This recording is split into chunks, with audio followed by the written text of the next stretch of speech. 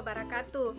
Saya Hadinda Nursam, saya dari Universitas 19 November Kolaka, Fakultas Keguruan dan Ilmu Pendidikan, Prodi Pendidikan Geografi. Baiklah, kali ini saya akan mempresentasikan hasil dari proposal yang telah saya buat. Adapun judul dari proposal saya yaitu Efektivitas Penerapan Model Pembelajaran e-learning pada mata pelajaran geografi kelas 11 SMA Negeri 1 Undulako tahun ajaran 2019-2020. Alasan saya mengangkat judul ini yaitu saat ini metode pembelajaran dituntut untuk adanya inovasi dalam peningkatan pembelajaran agar pelajar tidak mengalami kebosanan. Oleh karena itu ditetapkanlah pembelajaran berbasis e-learning yang merupakan salah satu model pembelajaran yang didukung pemanfaatan teknologi informasi atau IT. Sistem e-learning memiliki banyak model dengan berbagai fitur, diantaranya Edmodo, Moodle, dan Classroom. Dengan adanya berbagai macam sistem e-learning, menjadikan pelajar lebih mandiri dan kreatif. Sedangkan bagi pengajar menjadikan lebih inovatif dan lebih mudah melakukan pembaruan materi ataupun model pengajaran sesuai dengan tuntutan zaman. Selain itu juga memudahkan pengontrolan tugas. Namun, dengan adanya berbagai macam sistem e-learning belum sepenuhnya efektif dan dalam meningkatkan pelajar. Hal ini dikarenakan dalam proses pengaplikasian e-learning membutuhkan koneksi internet yang stabil agar dapat berjalan lancar. Selain itu, belum sepenuhnya juga pengajar mengetahui cara pengoperasian dari e-learning, sehingga perlu adanya pelatihan secara menyeluruh kepada tenaga pengajar agar dapat memanfaatkan e-learning secara maksimal. Saat ini metode belajar mengajar dalam tingkat dasar sampai dengan perguruan tinggi sedikit mengalami kebosanan jika hanya menggunakan metode klasikal, yakni dengan ceramah dan tanya jawab saja. Sehingga perlu adanya metode baru untuk meningkatkan semangat belajar mengajar, baik untuk siswa, mahasiswa maupun guru atau dosen. Pengembangan sistem pendidikan sebagai wujud suasana belajar dan proses pembelajaran agar pelajar aktif atur oleh pemerintah dalam Undang-Undang Nomor 20 Tahun 2003. Upaya implementasi konsep pendidikan tersebut juga sudah diterapkan, yakni dari pengembangan kurikulum sejak 2001, KTSP 2006, dan kurikulum 2013. Namun pengembangan ini masih terjadi permasalahan terkait dengan metode pembelajaran yang masih bersifat teacher center. Menanggapi hal itu, seiring berbagai inovasi teknologi telah dikembangkan, sebagai contoh dalam dunia bisnis dikenal dengan e-business atau e-commerce, sedangkan dalam dunia pemerintahan dikenal dengan e-government. Kehadiran teknologi informasi atau IT dalam dunia pendidikan pun juga sangat penting. Kebutuhan akan suatu konsep dan mekanisme belajar mengajar berbasis teknologi informasi atau IT menjadi hal utama dalam peningkatan pembelajaran teknologi. Ini dikenal dengan teknologi ini dikenal dengan istilah e-learning.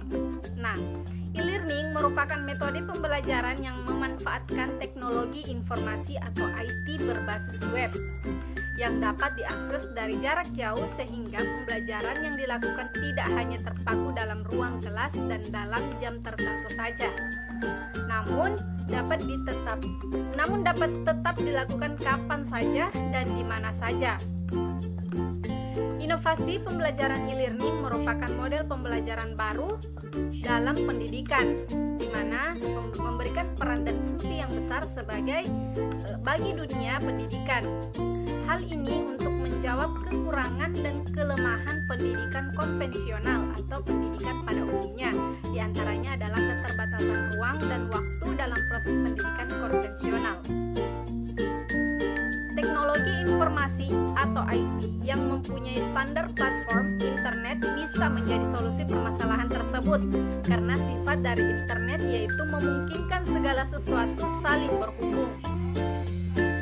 Murah, sederhana, dan terbuka, sehingga internet bisa digunakan oleh siapa saja atau everyone dan di di mana saja atau everywhere, kapan saja, every time, dan bebas digunakan atau available to everyone menurut Geban dan Taufik 2015. Bagi pengajar dan pelajar untuk bertatap muka di ruang kelas sangat terbatas. Di samping itu, proses penyampaian bahan ajar hampir sepenuhnya dilakukan dalam ruang kelas, yang menyebabkan jika pertemuan tidak terjadi, hal tersebut dapat membuka perkembangan pelajar menjadi terhambat. Untuk mengatasi permasalahan tersebut, maka dibuatlah e-learning menurut Sukamto 2012. Model pembelajaran e-learning dapat bermanfaat untuk meningkatkan efektivitas dan fleksibilitas pembelajaran. Melalui e-learning, materi pembelajaran dapat diakses kapan saja dan dari mana saja. Di samping itu, materi yang dapat diperkaya dengan berbagai sumber belajar termasuk multimedia dengan cepat dapat diperbaharui oleh pengajar. Mariani 2013. E-learning juga memiliki banyak manfaat, diantaranya menurut Karwati 2014. Secara lebih rinci, pemanfaatan e-learning dapat dilihat dari dua sudut, yaitu yang pertama dari sudut mahasiswa selaku pelajar. E-learning memungkinkan berkembangnya fleksibilitas belajar yang tinggi. Artinya, mahasiswa dapat mengakses bahan-bahan belajar setiap dan berulang-ulang. Mahasiswa juga dapat berkomunikasi dengan dosen setiap saat. Dengan kondisi yang demikian ini, mahasiswa dapat lebih memantapkan penguasaannya terhadap materi pembelajaran. Kemudian dari segi sudut dosen atau selaku pengajar atau juga guru, e-learning banyak memberikan manfaat lagi bagi guru, terutama yang berkaitan dengan yang pertama, lebih mudah melakukan pemutakhiran bahan-bahan belajar yang menjadi tanggung jawab sesuai dengan tuntutan perkembangan keilmuan. Sistem e-learning yang sudah umum digunakan ada bermacam-macam, diantaranya adalah Edmodo, Moodle, dan Google Classroom. Namun pada saat ini di SMA Negeri 1 Undulako ini saya memanfaatkan aplikasi WhatsApp Group, di mana di sini yang merupakan platform pembelajaran berbasis jejaring sosial yang diperuntukkan untuk guru dan murid sekaligus untuk guru dan murid.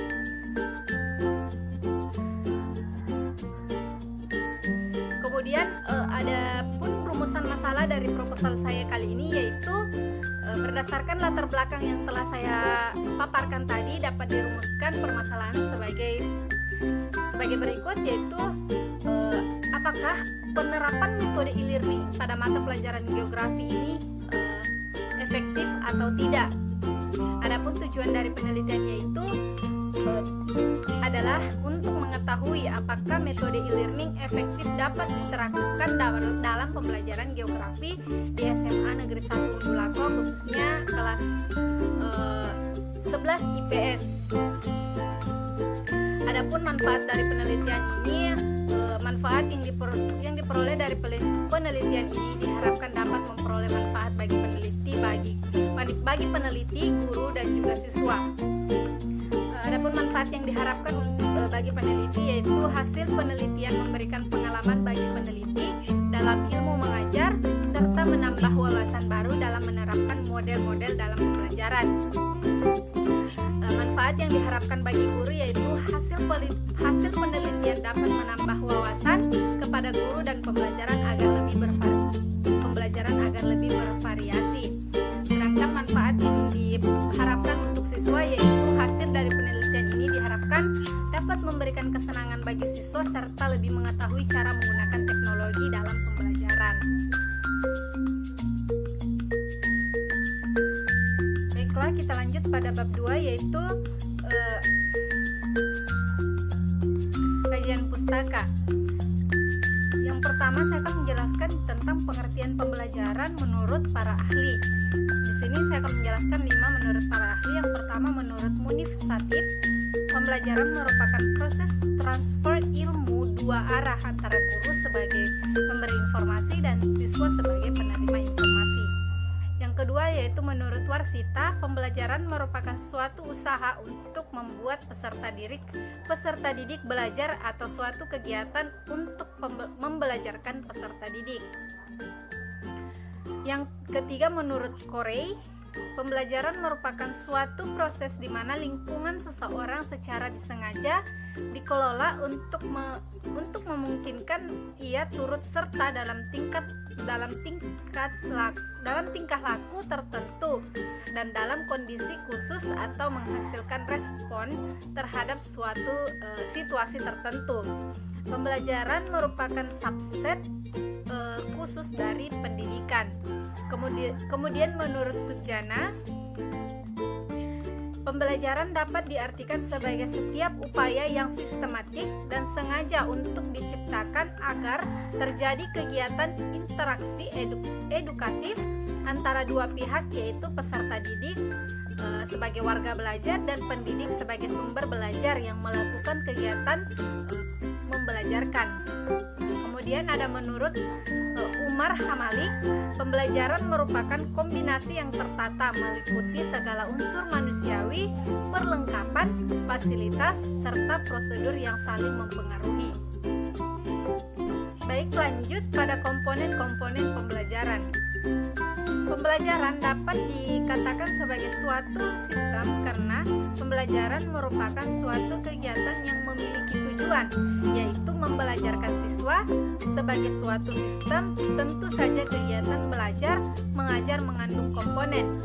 Proses pembelajaran merupakan serangkaian kegiatan yang melibatkan berbagai komponen yang satu sama lain saling berinteraksi, di mana guru harus memanfaatkan komponen tersebut dalam proses kegiatan mencapai tujuan yang ingin direncanakan. Berikut adalah uraian dari komponen-komponen dalam pembelajaran. Yang pertama adalah guru dan siswa. Dalam Undang-Undang Republik Indonesia Nomor 20 Tahun 2003 tentang Sistem Pendidikan Nasional, Bab 4 Pasal 29 Ayat 1 disebutkan bahwa pendidik merupakan tenaga profesional yang bertugas merencanakan dan melaksanakan proses pembelajaran, memiliki hasil pembelajaran, melakukan bimbingan dan pelatihan, serta melakukan penelitian dan pengajaran, pengabdian kepada masyarakat, terutama pada pendidik di perguruan tinggi. Guru adalah pelaku utama yang merencanakan, mengarahkan, dan melaksanakan kegiatan pembelajaran yang terdapat dalam upaya memberikan sejumlah ilmu pengetahuan dalam mengajar, membimbing, dan membina peserta didiknya dalam kegiatan pembelajaran. Berdasarkan keputusan Menpan nomor 26 Menpan tahun 1989 tanggal 2 Mei 1989 dijelaskan bahwa guru terlibat langsung dalam proses pendidikan. Oleh karena itu, guru memegang peranan yang sangat menentukan bagi tujuan pendidikan. Kemampuan profesinya agar dapat melaksanakan tugas dengan baik pada kenyataan di lapangan. Banyak dijumlahi masalah sebagai berikut, yaitu pertama, penampilan atau performance.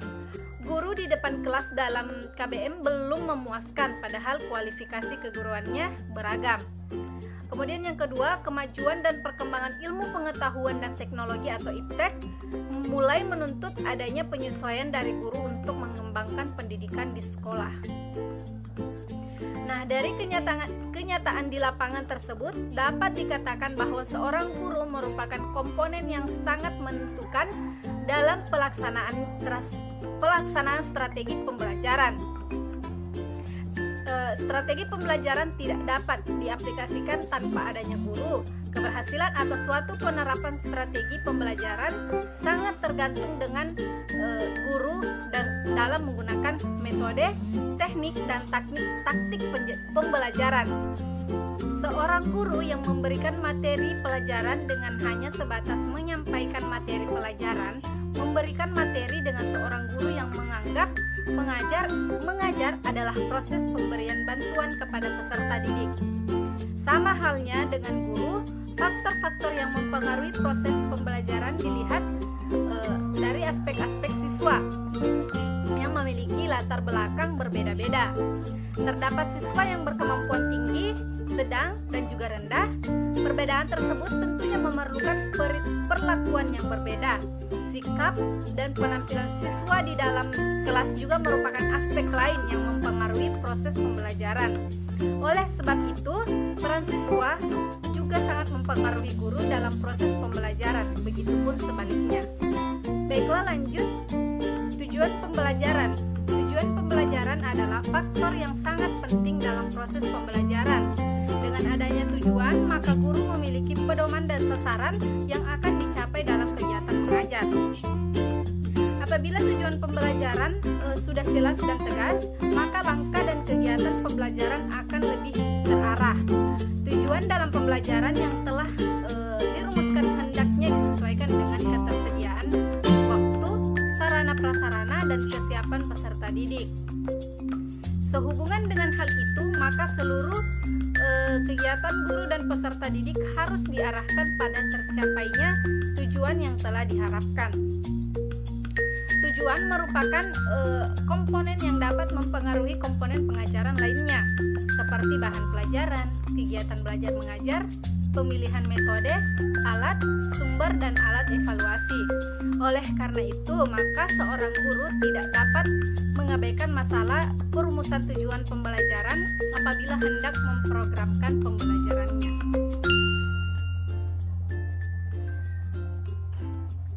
Adapun metode pembelajaran menurut J.R. David dalam Teaching Strategies for College Classroom yang dikutip oleh Abdul Majid mengatakan bahwa pengertian metode adalah cara untuk mencapai sesuatu. Untuk melaksanakan suatu strategi digunakan seperangkat metode pengajaran tertentu. Dalam pengertian demikian ini, maka metode pembelajaran menjadi salah satu unsur dalam strategi belajar mengajar. Metode pembelajaran digunakan oleh guru menciptakan lingkungan belajar dan mengkhususkan aktivitas guru dan siswa terlibat selama dalam proses pembelajaran. Metode pembelajaran didefinisikan sebagai cara yang digunakan guru dalam menjalankan fungsinya dan merupakan alat untuk mencapai tujuan pembelajaran. Metode pembelajaran dengan teknik adalah dua hal yang berbeda. Metode pembelajaran lebih bersifat prosedural, yaitu berisi tahapan-tahapan tertentu, sedangkan teknik adalah cara yang digunakan dan bersifat implementatif. Dengan kata lain, metode dapat sama akan tetapi tekniknya berbeda. Adapun pengertian dari pembelajaran e-learning. Inti dari e-learning sebenarnya terdiri dari dua kata, yaitu e yang merujuk pada teknologi elektronik dan learning yang merujuk pada tujuan, yaitu terjadinya belajar. Namun dalam prakteknya, menurut pengalaman penulis, dalam e-learning masih mengedepankan kata i dan sedikit melupakan kata learning sebagai tujuan utama, padahal e-learning adalah penerapan teknologi informasi dan komputer untuk menciptakan pengalaman belajar menurut Horton 2006. Salah satu unsur kunci menciptakan pengalaman belajar dalam konteks e-learning adalah adanya interaksi antara yang belajar dan yang membelajarkan. Interaksi seperti apa yang sebaiknya terjadi dalam learning? Maka seperti telah dijelaskan di atas, payung dari semua pembelajaran berbantuan teknologi elektronik dinamakan sebagai e-learning. Penulis mendefinisikan e-learning sebagai electronic technology enabled learning. Dengan kata lain, e-learning dapat dikatakan sebagai upaya yang mengoptimalkan terjadinya peristiwa belajar dengan menerapkan teknologi informasi dan komunikasi secara tepat guna.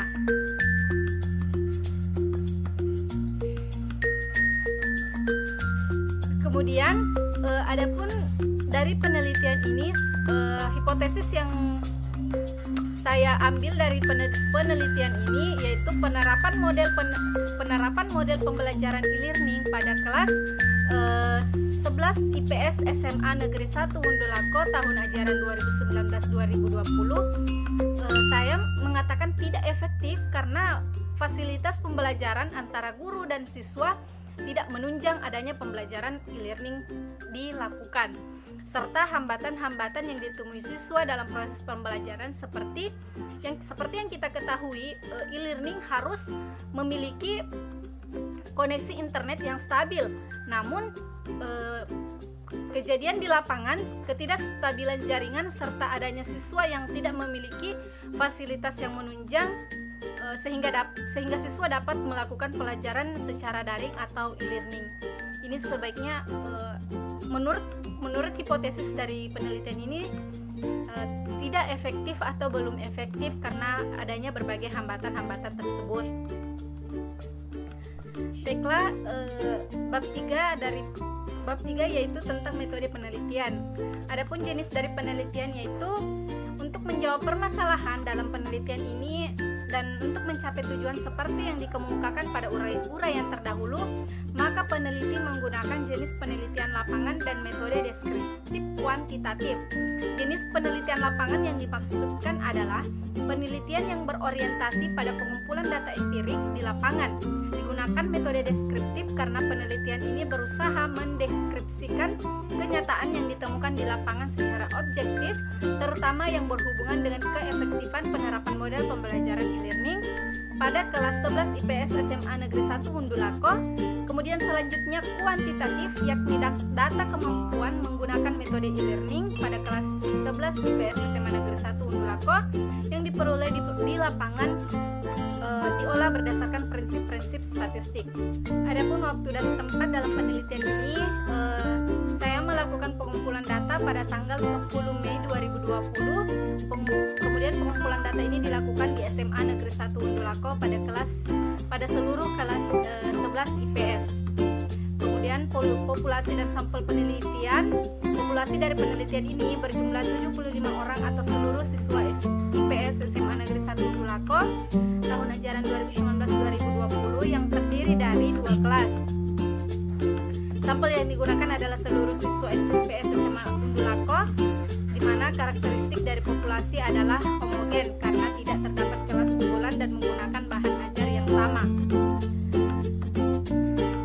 Adapun teknik pengumpulan data ini yaitu dari studi pustaka. Studi pustaka ini merupakan pengumpulan data dilakukan dari berbagai sumber pustaka berupa buku ataupun artikel dan jurnal hasil penelitian sebelumnya. Kemudian di sini saya juga menggunakan metode wawancara, di mana dalam penelitian ini memanfaatkan teknik wawancara dengan guru yang bersangkutan terkait dengan proses pembelajaran, baik itu dalam metode pembelajaran serta informasi terkait dengan siswa. Baiklah, itulah tadi hasil dari presentasi proposal yang telah saya buat. Mohon maaf jika masih banyak kesalahan dalam penulisan proposal serta kesalahan dalam proses presentase dari proposal saya. Saya ucapkan wabillahi taufiq wa hidayah. Wassalamualaikum warahmatullahi wabarakatuh.